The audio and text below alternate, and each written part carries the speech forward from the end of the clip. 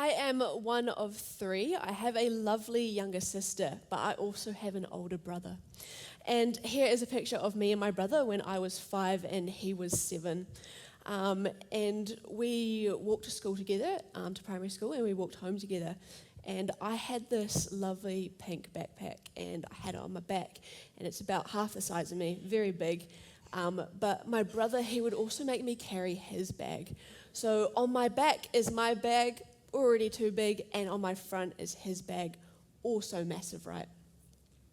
One Friday, it is the Friday before a long weekend, and so we're heading down to Hawke's Bay for the weekend, and our parents have told us, make sure you're quick getting home.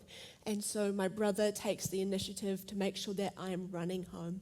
So I'm running with these 2 massive bags on me, and I'm running down my street. It's a hill, and I'm going back and forth, and the weight just isn't sitting right. I fall over, and I graze my knees. Now, this isn't the first or the second time that I've told this story, because I can't help just bringing it up whenever my grandparents or my parents happen to be boasting about whatever my brother is doing. I have to say, ha ha ha, but remember that time? And I maybe add to the list about the time I was locked in the grandparents' tool shed for a couple of hours, or we were wondering where my younger cousin is, and then it's revealed that my brother had locked him in the dog kennel. Or I was talking to my sister yesterday, and she mentioned how he handcuffed her to the top of the stairs. That's right. It's almost like my view of my brother is the right view, and I can't let anyone else see him differently. I'm stubborn, and I'm holding on to this view so that when he does something promiscuous, I can say, I told you so, I knew it. Today we're looking at a group of people who, just like I can be very stubborn, were also stubborn. But in fact, they were way too stubborn for their own good. So if you have your Bible with you, can you please open up with me to Exodus 17, and we're going to read our first verse. So the whole community of the Israelites traveled on their journey from the wilderness of Sin according to the Lord's instruction, and they pitched camp in Rephidim. The scripture that we're looking at this morning, it follows our Israelites, God's chosen people who descended from Abraham and Sarah. Abraham, who was promised that by God that he would have descendants as numerous as the stars in the sky, and that those descendants would inherit the land of Canaan, also known as our promised land. The Israelites have been living as slaves in Egypt for over 400 years before the prophet Moses, a famously born Israelite but raised in the Pharaoh's palace, freed the Israelites from their slavery. After freeing the Israelites from their slavery, he's now leading them through the wilderness in search of that promised land, promised to Abraham all those years before.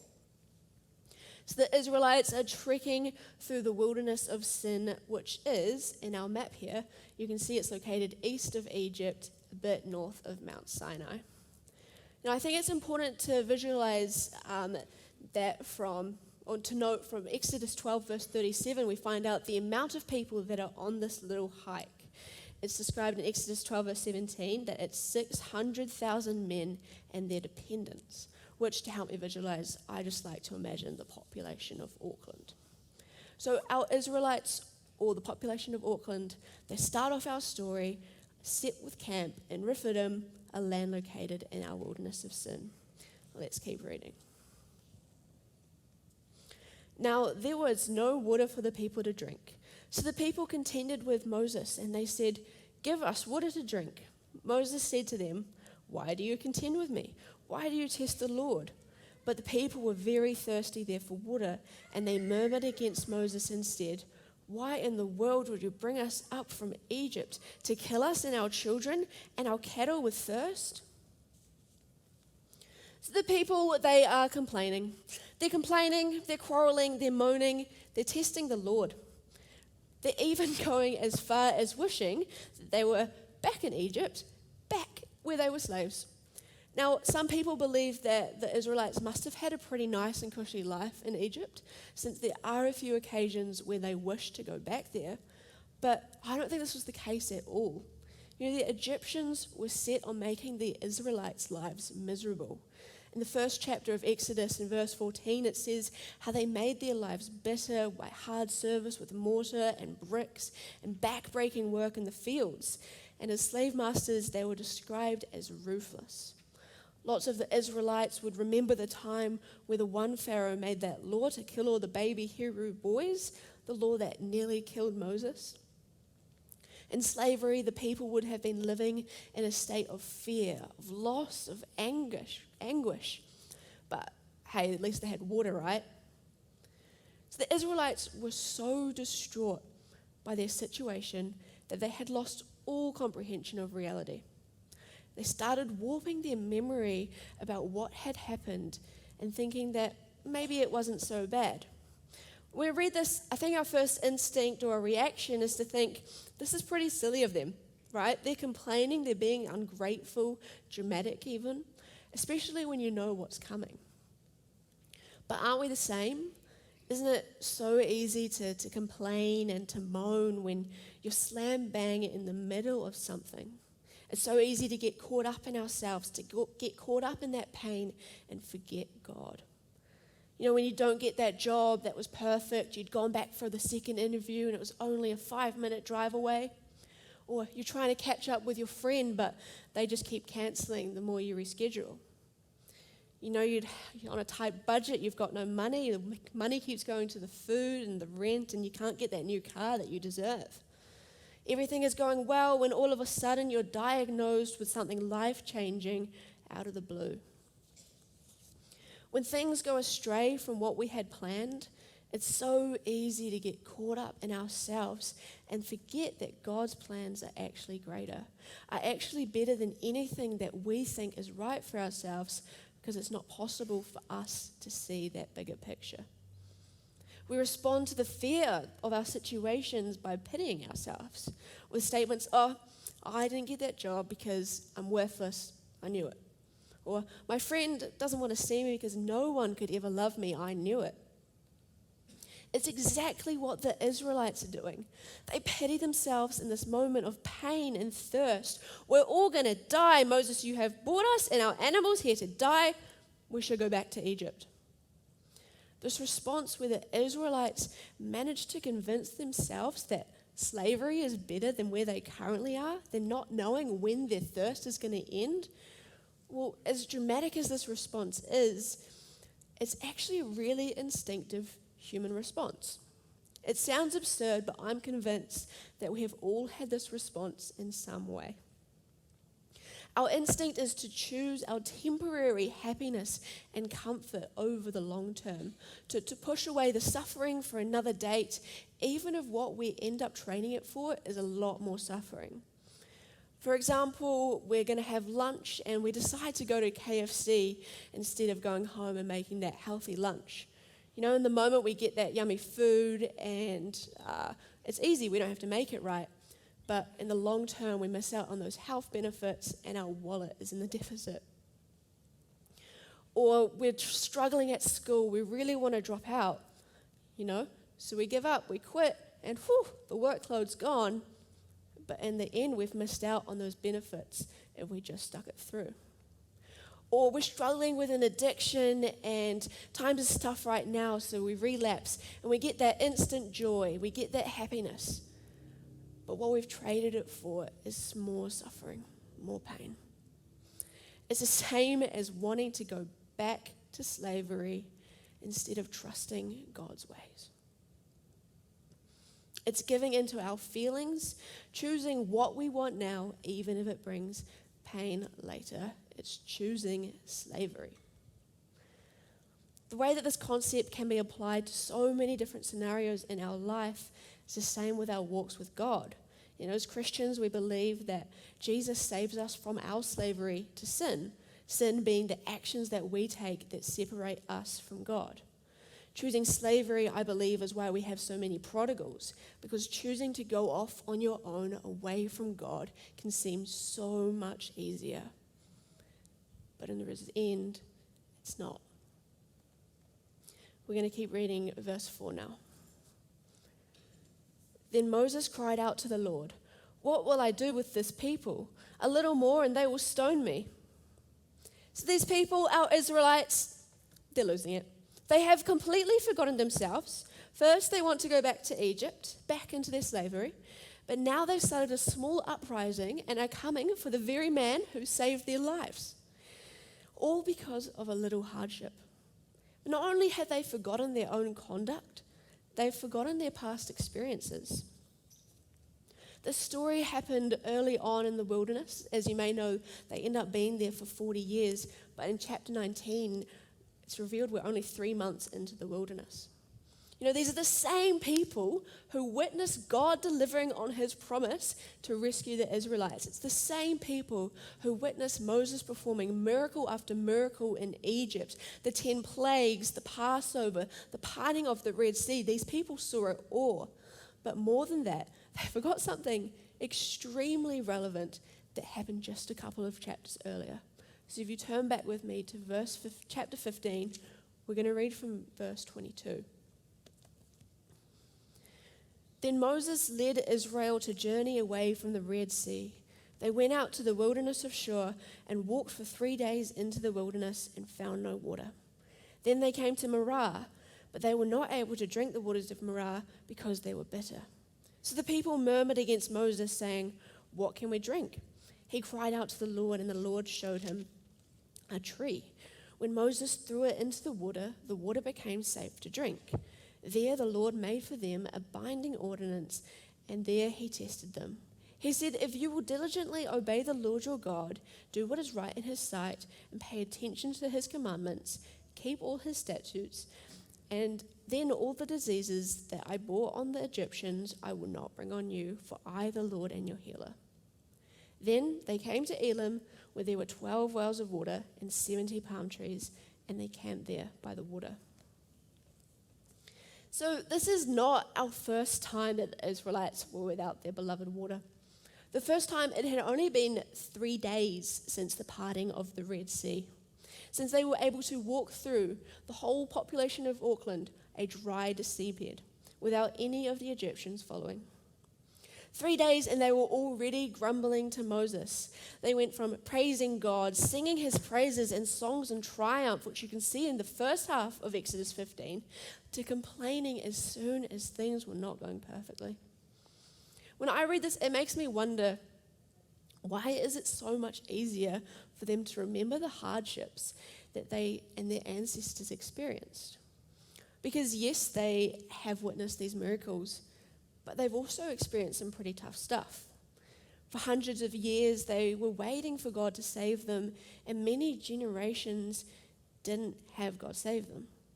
As day 3, with no water, starts to creep up, no one knew when they would next get water.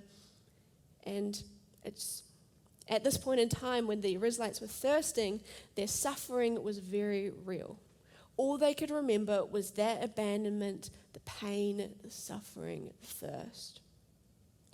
When we think about the Israelites grumbling like this, it starts to become a bit more understandable. You know, maybe if you're blessed with empathy, you're starting to sympathize with them. But maybe it's all too understandable because we do the same thing. When we are going through a tough time, it's so natural for us to get overwhelmed by it, totally engross ourselves into our pain and struggle to see anything else around us. Which, like I've already said, it's why in these tough times, it's so easy for us to choose slavery. But I also want to introduce this idea of little faith. In Matthew 14, we see quite a cool thing. We see Jesus walking on water. Peter, one of his disciples and friends, sees him doing so and says, "Lord, if that's really you, order me to come and walk on the water with you." Jesus tells him to come, and Peter too walks on water. But then a strong wind comes along and Peter gets afraid and he starts to sink. Jesus helps him, but he also says to Peter that he has little faith. You know, God describes Peter's faith here as little, which can be pretty confusing because Peter just walked on water, something that you would think you need pretty big faith to do, and you do. But his faith is little because it didn't last. It didn't take much for Peter's faith to wear out and for him to start to sink. His faith was little. We see the same thing happening in the wilderness. The Israelites had faith to cover their doorways with lamb's blood when they were instructed to. What an absurd thing. They had enough faith to walk through the middle of an ocean. I'm scared of the ocean and I've been on it. These people would have been living in the desert their whole lives. They had faith, but their faith was little. When push comes to shove, when they start to get uncomfortable, when they doubt that God will come through and quench their thirst. It happens again and again throughout Exodus. God does incredible things. They get thirsty, forget their faith, but God provides water. They get hungry, they forget their faith, but God provides food. They're thirsty again, they forget their faith, but God provides again and again. Their faith is put to the test and it comes out little. We don't need faith to walk on water. We just need to remember God when times get tough. And remembering God, it shouldn't really be as tough as it is because God's a massive ambassador for us remembering him. That's why he created such things as our Passover festival for the Israelites to have an annual event where they're reminded of God saving them from Egypt. Why with communion, Jesus tells us to do this in remembrance of him. God was trying to help the Israelites remember him as well. Moses had his staff with him the whole time. The same staff that turned into a serpent and picked up to turn into a staff. The same staff that was used in the 10 plagues. The same staff that parted the Red Sea. There was a physical reminder with the Israelites the whole time of God's power and of God's presence. God was using it again and again to remind them of his power. His protection was right there with him, but they failed to recognize it. In order for us to have a bigger faith, to hold out in these tough times, we need to remember that God is there. One way of doing this is recognizing what God has already done in your lives. Where has God been working? And to find that and actually remember it, unlike these Israelites. Because it's our instinct to remember the desertion. So we need to put in that little bit more effort to remember the saving. Let's go back to our wilderness of sin and read from Exodus 17, verses 5. The Lord said to Moses, go over people, go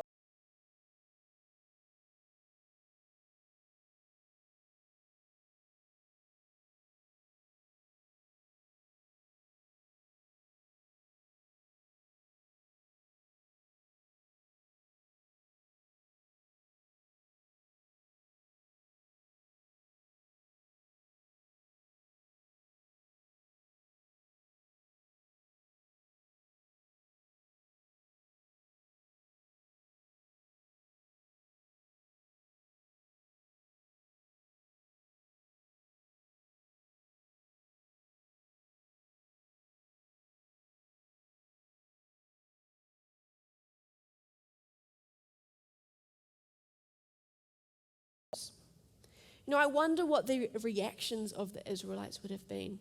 Would they have felt a sense of regret as they had doubted God? Would they have just pretended like they were on God's side all along and started praising him and worshiping like they did a couple chapters ago?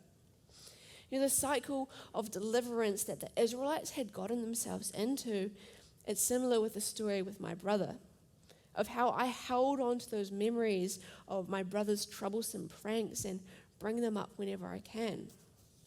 When someone has done something wrong and you've just been so stubborn, so unforgiving that as soon as they make the smallest mistake, even if you don't say it out loud, your heart gives you this little satisfaction of, I knew it. I knew they would mess up again. It's as if the Israelites, they couldn't believe that God was finally coming to save them after 430 years, and they couldn't believe that they weren't going to be left alone. And so they wouldn't let him save them. They had to keep testing him, keep holding on to their belief that surely God was going to leave us again, waiting to be right, testing God so that if he does deliver, then yes, we get water. But if he doesn't, yes, I knew it. It's that act of guarding our heart. But it's not fully having faith. I wonder if we do the same when we're praying for some healing or some miracle we need in our lives. We're praying on the one hand and saying, yes, I hope that he answers my prayer. And if we don't get what we want, do we say, oh, I knew it? This whole story with the Israelites can be summed up with that question they were asking, is the Lord among us or not? Their faith remained little. It wouldn't last in signs of trouble because of their stubbornness. They had one foot following God, receiving his miracles, praising him, dancing and singing, and one foot convinced that God wasn't going to save them. And so the land gets named Massah and Meribah. Massah meaning proving or testing from their lack of faith, and Massah meaning strife or quarrel for how they complained and complained. Massah and Meribah, they're actually mentioned in Psalm 95. So I'm just going to read verses 8 to 11. He says, do not be stubborn like they were at Meribah, like they were the day in Massah in the wilderness, where your ancestors challenged my authority and tried my patience, even though they had seen my work. For 40 years, I was continually disgusted with that generation. And I said, these people desire to go astray. They do not obey my commands. So I made a vow in my anger that they will never enter the resting place I had set aside for them. I think this is such an interesting psalm. We're outright told to do not be stubborn like these exact Israelites were. They were challenging God. They were testing his patience. And yet they had seen his work. They had such little faith. Their little faith meant that they were just digging themselves a bigger and bigger hole every time they faced a struggle. And God came through, right? He provided them water. But in the end, it wasn't worth it. That Psalm 95, it says he was disgusted with them. Can you imagine God being disgusted with you? That psalm also says he never delivered these people to the promised land. They had dug themselves this hole and they had gotten stuck in there. It had gotten it too big and they couldn't trust God. I think it's pretty clear that we don't want to be like these Israelites. So we need to make sure that we have a bigger faith. We need to be able to dig ourselves a bigger hole instead of a bigger faith instead of a bigger hole. When things get tough and our instinct is to choose that easy way, I think we need to be able to recognize that we're not just choosing an easy way, we're choosing the path of slavery. Find what it is that can be the backbone of your faith. Where has God already been? Find that, and don't just find it and leave it to the side to forget about it like the Israelites, but use it as your staff and remember it. Purposely come back to it to set your memories on the stuff that God has done good, because we're naturally going to remember the desertion. We need to put effort into remember the saving. We need to choose whether we're going to be stubborn and hold out in our heart against God in case he doesn't come through, or whether we're going to fully trust in him. Dig yourself a bigger faith. Don't dig yourself a bigger hole. When things get tough, when your plan for your own life isn't working out, instead of digging into this pit of, I knew it, I wasn't good enough, I knew it wouldn't work out, dig a bigger faith. How do we dig a bigger faith? Well, when we're tempted to take that easy route, remember you're choosing effectively, just like the Israelites were, to go back into slavery. Find your stuff and remember it. You don't need faith to move mountains or to part a sea. God has faith large enough for that. All you need is a big enough faith that you continue to trust in God during the valleys. Remember the miracles that God has done. Remember the goodness that God is. Dig yourself a bigger faith. Don't dig yourself a bigger hole. Don't pity yourself and use your stubbornness as a armor against being let down, because that is not what faith is about. Dig yourself a bigger faith. Don't dig yourself a bigger hole. Let's pray. Dear God, I thank you for the story that we're able to learn from. I pray that as we go into this new year, that we're able to have faith to trust in you fully, Lord. That we're able to realize how important our actions are, Lord, and just being continually in touch with you, Lord. In your name, I pray. Amen.